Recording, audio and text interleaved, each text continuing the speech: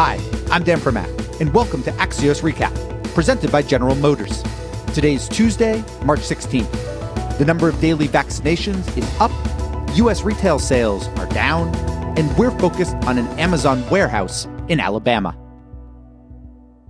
Bessemer, Alabama is home to one of Amazon's U.S. fulfillment centers, those massive warehouses where all that stuff you order is sorted, picked, packed, and shipped. Basically, the new nerve centers of American commerce.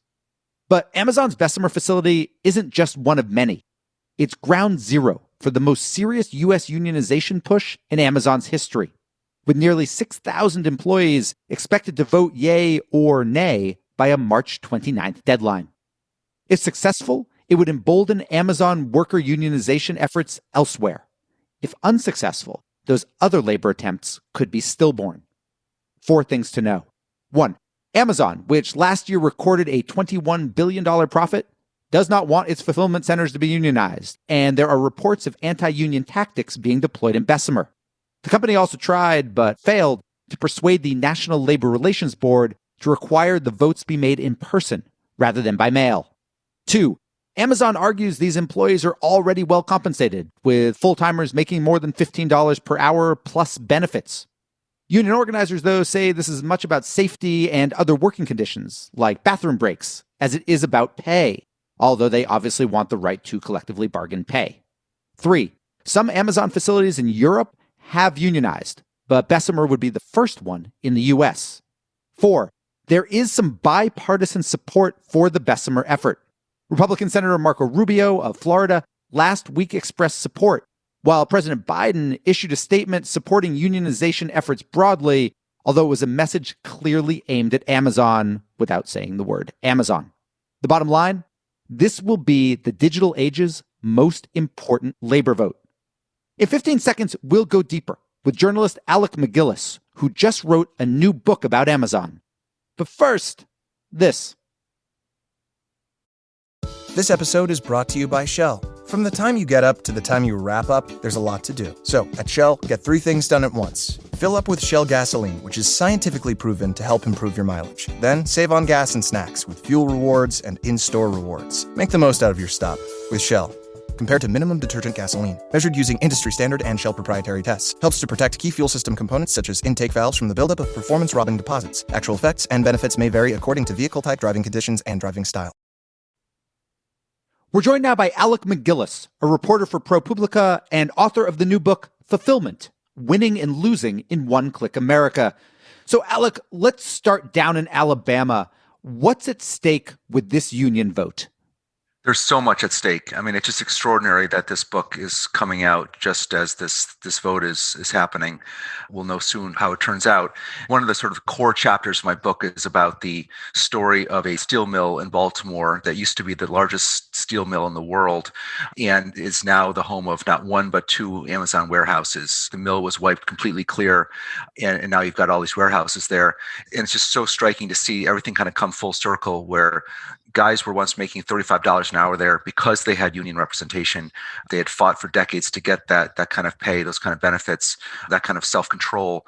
And now you've got warehouses where people are back to making $15 an hour and being run ragged in these incredibly grueling, isolating jobs.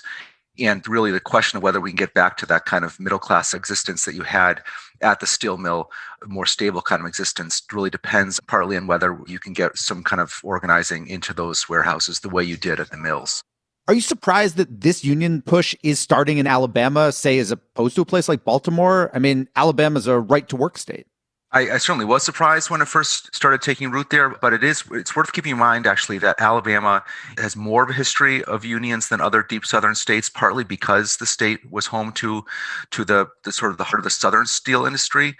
The town itself, of course, Bessemer, is named after the man who invented the steelmaking process, Henry Bessemer, so there's some very rich kind of historical irony there.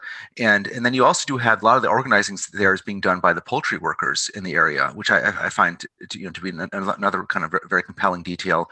And finally, there is the racial element. I mean, so much of this particular organizing campaign is based in some of the strong Black activism that came out of last year's protests. And so in that sense, it's not so surprising that it should be happening there.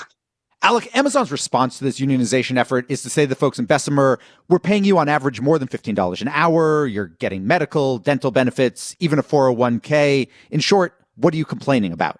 So what are they complaining about? It's not only about the pay. Amazon did raise up from 12 or 13 an hour to $15 an hour a couple years ago. Although, it's worth noting that at $15 an hour, that is still so below, basically a healthy living wage in a lot of parts of this country. It's also, of course, inexpressively below the wealth at the top of this company. A man whose wealth grew by $58 billion just in the past year. That's billion with a B.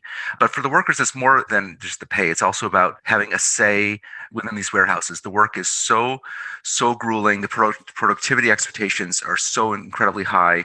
There's a reason why turnover at the warehouses is so remarkably high. I talked to one worker in Colorado who joined summer before the pandemic with a cohort of about 20 workers. And a few months into the pandemic, he was the only guy left from his cohort because people just can't hack it. It's just such an incredibly transient world because the work is so grueling and enervating. And that's one reason why the organizing is tough, because it's a very transient universe.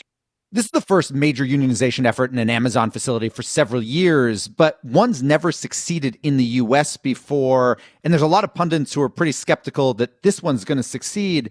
If there's such kind of unhappiness or lack of satisfaction on the parts of workers that you talk to while researching the book, why does it seem so difficult to get a unionization effort through? Well, one reason, of course, is that the company has been very effective for years at fighting back at these kind of campaigns and just, blanketing workers with a very strong anti-union message. And also the fact that we have at this point, we've gotten to the point in this country where there's such low saturation of private sector unions that for a lot of workers, it's simply not something that's familiar. It's not in the water the way that it was, for workers back in the 30s and 40s and 50s who were organizing in, for instance, the steel industry.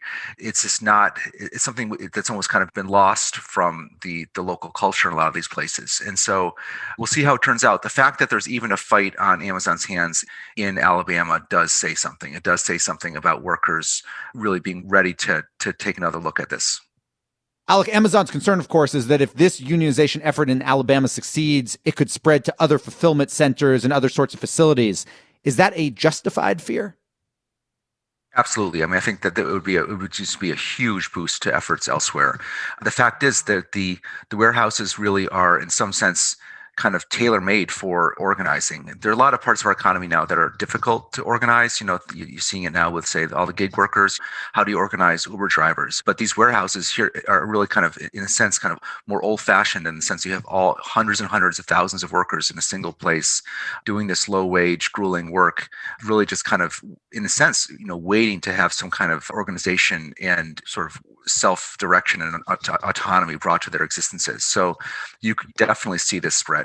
So you've written this new book about Amazon. What was the most interesting thing you learned during your research that you didn't already know or maybe already suspect? Oh gosh, there's so much, of course. I spent 3 years researching this. One small detail that amazed me that I came across in OSHA documents. I was doing tons of digging through workplace safety documents, and at one warehouse in Ohio, outside Columbus, the company actually was so kind of desperate for workers who could drive forklifts, which is a big part of the job in the warehouses, that it actually assigned a couple people who were legally blind to drive forklifts. And not surprisingly, there were accidents. That was one small thing.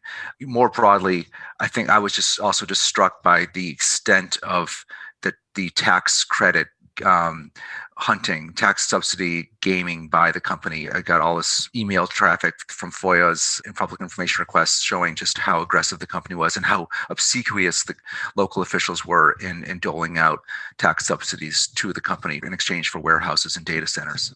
Final question for you. You have a book out. Most people who buy books now buy them through Amazon. Do you feel weird about that?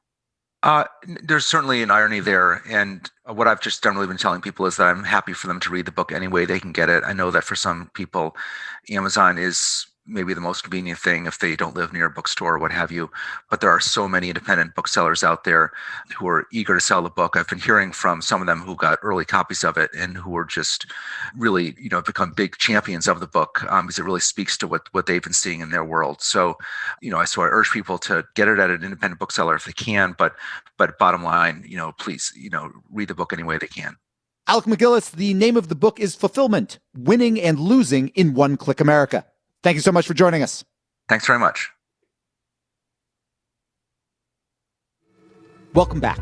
What we're watching today is inflation, or more specifically, fears of inflation, particularly as the $1.9 trillion stimulus begins to kick in.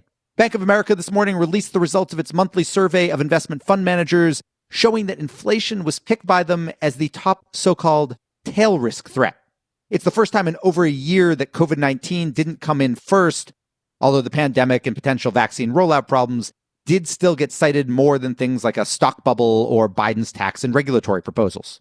For the record, the most recent inflation numbers came in a bit lower than expected, with economists' consensus that the consumer price index will peak at 3.7% in May, core inflation at about 2.3%. But unless something unexpected happens, a much higher increase, the Fed seems unlikely to change its current dovish course. And we're done. Big thanks for listening. And to my producers, Tim Shovers and Naomi Shaven. Have a great National Panda Day. And we'll be back tomorrow with another Axios Recap.